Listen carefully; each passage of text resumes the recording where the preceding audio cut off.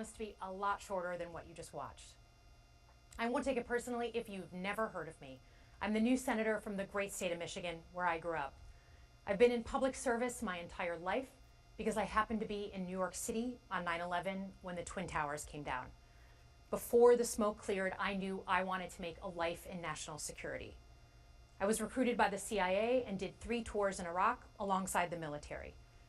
In between, I worked at the White House under President Bush and President Obama, 2 very different leaders who both believed that America is exceptional. You can find that same sense of patriotism here in Wyandotte, Michigan, where I'm speaking from tonight. It's a working class town just south of Detroit. President Trump and I both won here in November.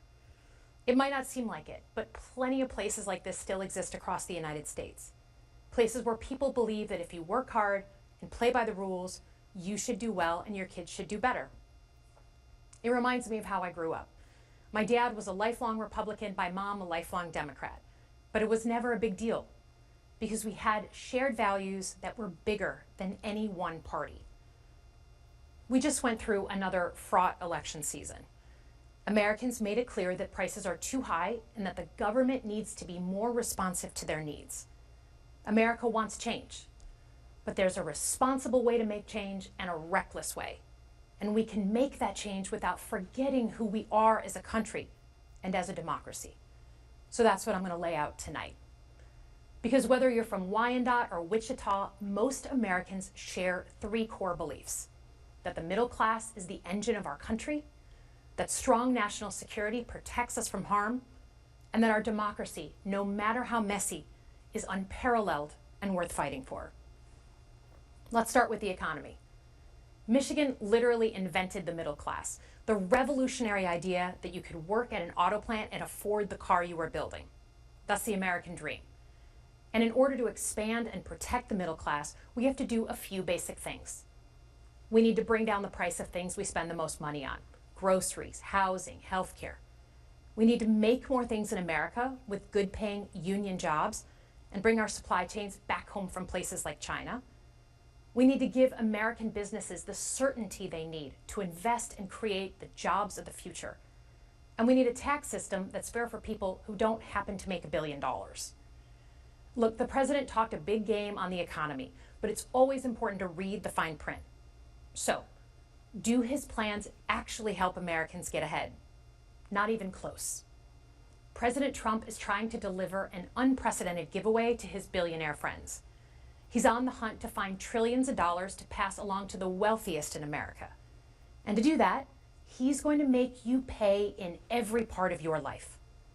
Grocery and home prices are going up, not down, and he hasn't laid out a credible plan to deal with either of those. His tariffs on allies like Canada will raise prices on energy, lumber, and cars, and start a trade war that will hurt manufacturing and farmers. Your premiums and prescriptions will cost more because the math on his proposals doesn't work without going after your health care. Meanwhile, for those keeping score, the national debt is going up, not down. And if he's not careful, he could walk us right into a recession. And one more thing. In order to pay for his plan, he could very well come after your retirement, the Social Security, Medicare, and VA benefits you worked your whole life to earn. The president claims he won't, but Elon Musk just called Social Security the biggest Ponzi scheme of all time. While we're on the subject of Elon Musk, is there anyone in America who is comfortable with him and his gang of 20-year-olds using their own computer servers to poke through your tax returns, your health information, and your bank accounts? No oversight, no protections against cyber attack, no guardrails on what they do with your private data. We need a more efficient government. You want to cut waste? I'll help you do it. But change doesn't need to be chaotic or make us less safe.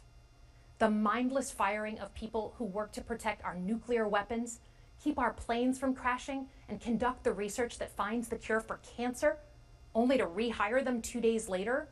No CEO in America could do that without being summarily fired. Okay, so we've talked about economic security. How about national security? Let's start with the border. As someone who spent my whole career protecting our homeland, every country deserves to know who and what is coming across its border. Period. Democrats and Republicans should all be for that. But securing the border without actually fixing our broken immigration system is dealing with the symptom and not the disease. America is a nation of immigrants. We need a functional system keyed to the needs of our economy that allows vetted people to come and work here legally. So I look forward to the president's plan on that.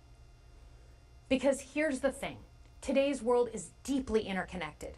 Migration, cyber threats, AI, environmental destruction, terrorism. One nation cannot face these issues alone.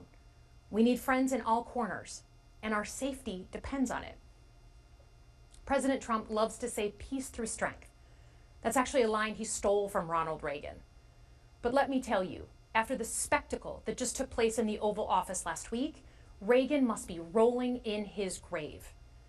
We all want an end to the war in Ukraine, but Reagan understood that true strength required America to combine our military and economic might with moral clarity.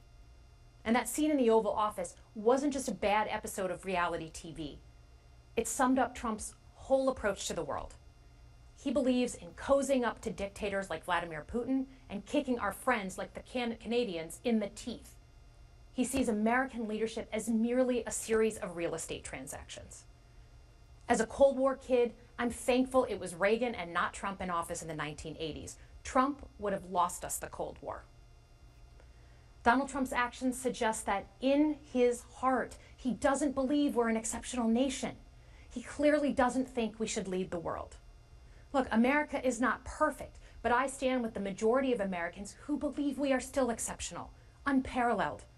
And I would rather have American leadership over Chinese or Russian leadership any day of the week.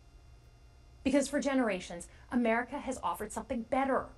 Our security and our prosperity, yes, but our democracy, our very system of government, has been the aspiration of the world.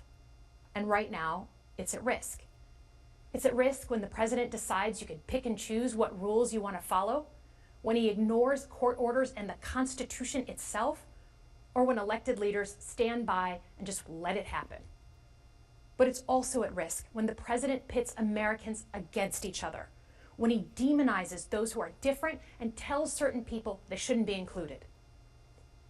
Because America is not just a patch of land between two oceans. We are more than that. Generations have fought and died to secure the fundamental rights that define us. Those rights and the fight for them make us who we are. We're a nation of strivers, risk takers, innovators, and we are never satisfied. That is America's superpower. And look, I've lived and worked in many countries. I've seen democracies flicker out. I've seen what life is like when a government is rigged. You can't open a business without paying off a corrupt official. You can't criticize the guys in charge without getting a knock at the door in the middle of the night. So as much as we need to make our government more responsive to our lives today, don't for one moment fool yourself that democracy isn't precious and worth saving. But how do we actually do that? I know a lot of you have been asking that question. First, don't tune out. It's easy to be exhausted, but America needs you now more than ever. If previous generations had not fought for this democracy, where would we be today? Second, hold your elected officials, including me, accountable. Watch how they're voting. Go to town halls and demand they take action. That's as American as apple pie. Third, organize. Pick just one issue you're passionate about and engage. And doom scrolling doesn't count. Join a group that cares about your issue and act. And if you can't find one, start one. Some of the most important movements in our history have come from the bottom up. In closing, we all know that our country is going through something right now. We're not sure what the next day is going to hold, let alone the next decade. But this isn't the first time we've experienced significant and tumultuous change as a country.